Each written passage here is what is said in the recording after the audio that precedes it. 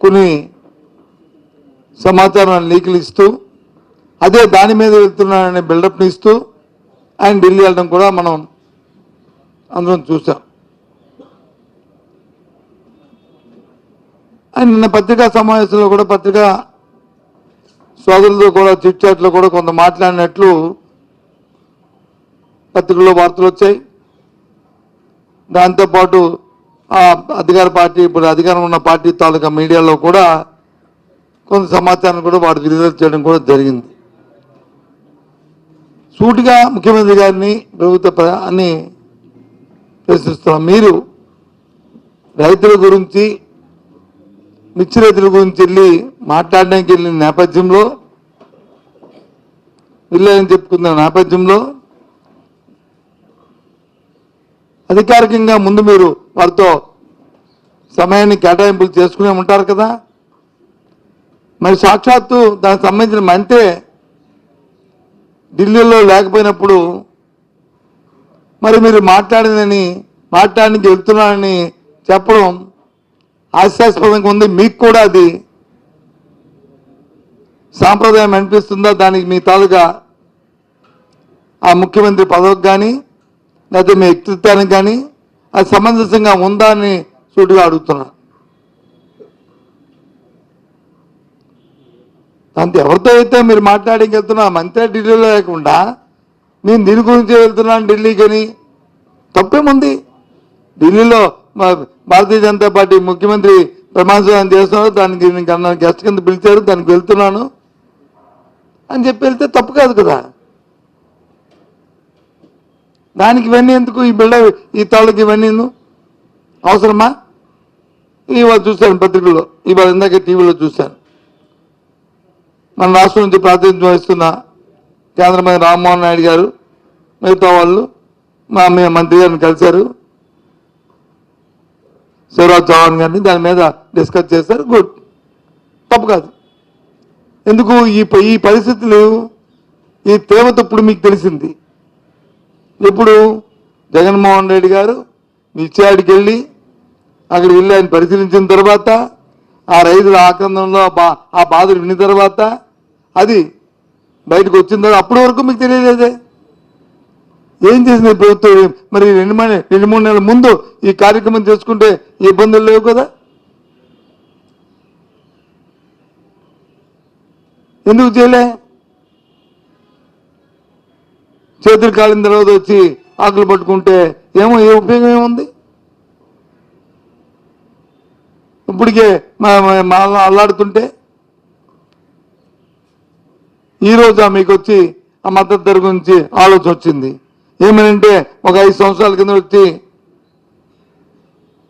ఆ రోజు క్వింటాలు 7,000 రూపాయలకని ఆ ప్రభుత్వం ఇచ్చిందని, అప్పుడున్న కాలమాన పరిస్థితుల ప్రకారము అప్పుడున్న ఉత్పత్తి ధరల ప్రకారము ఆ రోజు మా ప్రభుత్వం ఆ రోజుకి దాని ధర ఇచ్చింది. ఎప్పటికప్పుడు మారుతుంటాయి. ఆ కార్యక్రమాన్ని చేసుకోవడం బాధ్యత ప్రభుత్వాలకు ఉంది కదా, మీకు లేదా?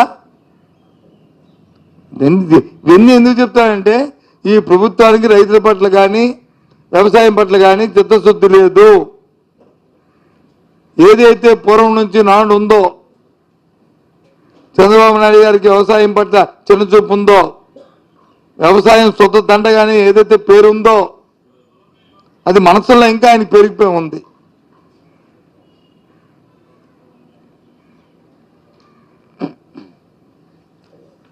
ఇది ఈనాడు పత్రిక యూరియా ఏదయ్యా ఎక్కడుందా యూరియాని ఈ పత్రిక రాసింది నిన్న. బ్యాగ్లో కొనుక్కోవాల్సిన పరిస్థితి వస్తుంది.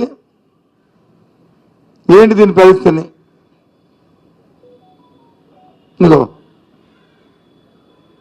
ఇదేం పని? ఏమే పని? అన్నానికి వచ్చి సాక్షి పత్రిక కాదు కదా, రోజు ఇంకో పత్రిక కాదు కదా. ఇది ఒకటి. ఇలాంటి 10 ఉన్నాయి. అంటే వాళ్ళు కూడా తప్పని పరిస్థితుల్లో రాసే పరిస్థితుల్లో ప్రభుత్వ పరిపాలన ఉంది విధానం.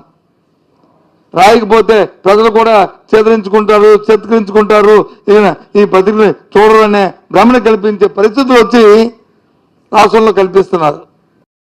అది నా తాలూకా అభిప్రాయం. అది అంటే వాళ్ళు రాశారని చెప్పి మీరు ఏదో ప్రజా సమస్యలు పోరాడతానని చెప్పట్లే. రాయకపోతే ప్రజలు రైతులు ఏమనుకుంటారు అనుకునే పరిస్థితి కూడా తీసుకొచ్చింది ప్రభుత్వం. పాపం ఇలాంటి పత్రికలు కూడా అనే పరిస్థితి జాలిపడుతున్నాం.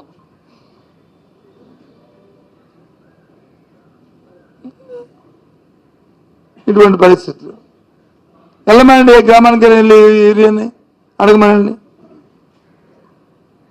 నిన్న ఇంకో మాట అన్నారు,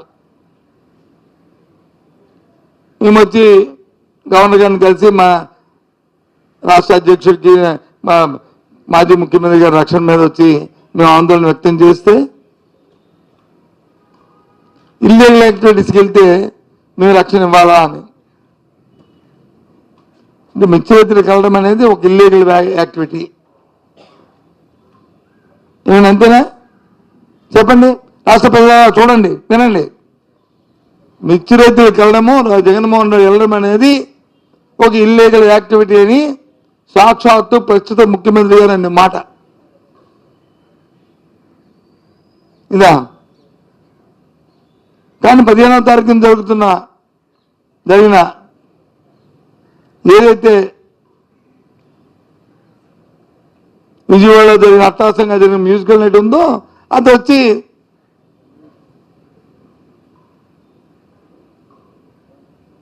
అది ఆథరైజ్డ్ యాక్టివిటీ, ఇది ఇల్లీగల్ యాక్టివిటీ. ఇది రైతు సమస్యలు, రైతుల తాలూకా కష్టాలు, రైతుల తరపున ఇబ్బందులు, రైతులకు మద్దతు ధరని అడిగితే అది ఇల్లీగల్ యాక్టివిటీ. ఇది వచ్చి ప్రైమ్ యాక్టివిటీ, ఆథరైజ్డ్ యాక్టివిటీ. ఏం చెప్పాలి, ఏం చేయాలి ఆలోచించేయండి.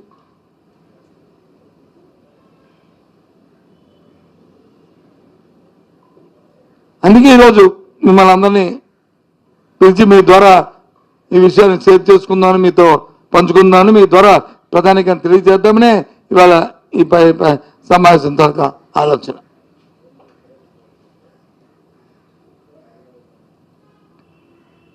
సరే, ఇప్పటికైనా సరే పాప మన రామ్మోహన్ నాయుడు గారు వాళ్ళ బృందం వెళ్ళి మరి కేంద్రం మీద కలిశారు. సరే, దాని మీద మంచి అభిప్రాయం కేంద్రం నుంచి రావాలని కోరుకుంటున్నాం. ఇప్పటికైనా సరే రైతులకి మంచి జరగాలని కోరుకుంటున్నాం.